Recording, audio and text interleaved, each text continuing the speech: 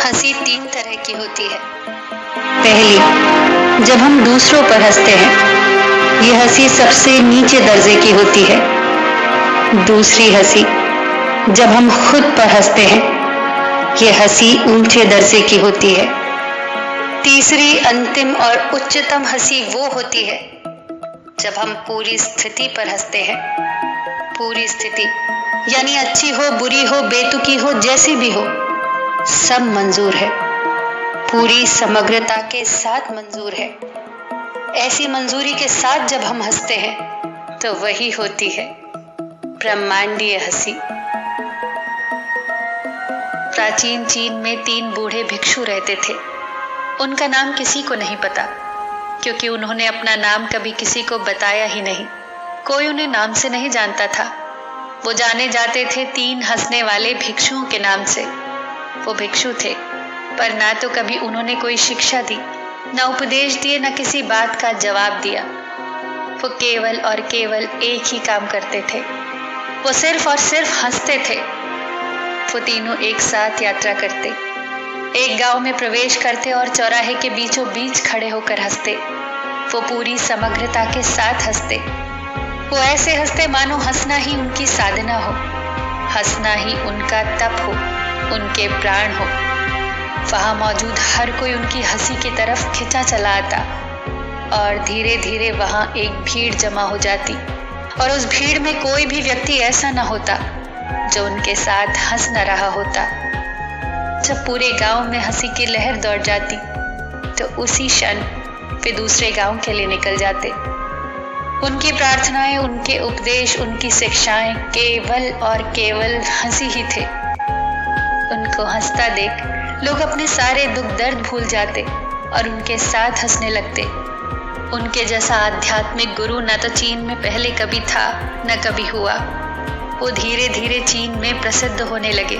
उन्हें बहुत सम्मान और प्यार मिलने लगा। वो कभी कुछ न बोलते, पर ऐसा लगता मानो उनकी हंसी बहुत कुछ कह रही हो। ऐसा लगता मानो उनकी हंसी में ईश्वरीय संदेश छुपा हो। ऐसा लगता जैसे उन्होंने ब्रह्मांड के मजाक को समझ लिया हो, प्रकृति के रहस्य को जान लिया हो। वो एक गांव से दूसरे गांव यात्रा करते और लोगों को आनंद से भरते। जब वो एक गांव में ठहरे हुए थे तो एक रात एक भिक्षु की मृत्यु हो गई।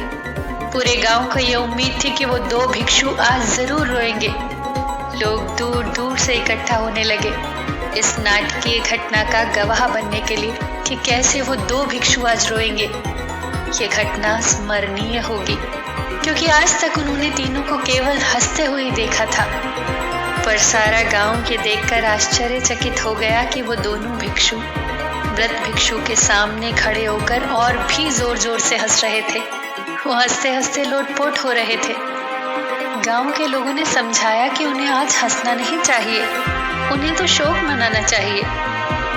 उस दिन भिक्षुओं ने पहली बार कुछ बोला। उन्होंने कहा कि हम हंस रहे हैं इस भिक्षु की जीत पर। हम जश्न मना रहे हैं क्योंकि ये जीत गया। ये जीत गया वो शर्त जो कल रात हमने रखी थी कि कौन पहले मरकर अन्य 2 को हराएगा। हम हंसकर इसकी जीत की खुशी मना रहे हैं। कई वर्षों से हम साथ रहे, साथ हंसे, और आज इसे अंतिम विदाई देने का इससे बेहतर तरीका और कोई नहीं हो सकता। हम केवल हंस सकते हैं। लोगों ने महसूस किया कि मृत भिक्षु का चेहरा ऐसे मालूम पड़ रहा था कि मानो वो भी इन दोनों के साथ हंस रहा हो।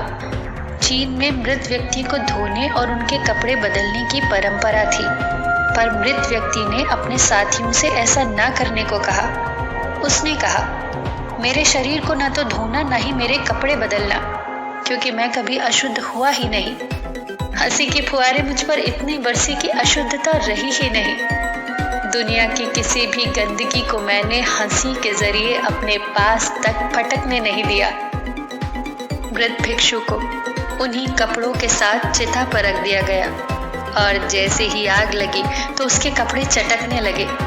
मृत भिक्षु ने अपने कपड़ों में पटाखे छुपाए थे, जो आग लगते ही फटने लगे, और सारा आसमान कई रंगों की आतिशबाजियों से चमकने लगा। सब आश्चर्यचकित थे। सब दिशाओं में रंगीन रोशनी फैल गई और ये देखते ही सारा गांव जोर जोर से हंसने लगा।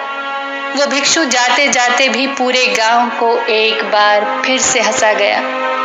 वो भिक्षु सिखा गया ब्रह्मांड के उस रहस्य को कि हंसो, क्योंकि हंसना सिर्फ मनुष्य के भाग्य में ही है। हंसो, क्योंकि हंसना आपके द्वारा अभी तक की गई प्रार्थनाओं में सर्वश्रेष्ठ है। हंसो, क्योंकि मुस्कुराहटें आत्माओं का चुंबन है। हंसो, क्योंकि हंसी के हथियार के सामने कोई खड़ा नहीं रह सकता। सब कुछ भूलकर हंसो, सुख दुख दर्द तकलीफ सब भूलकर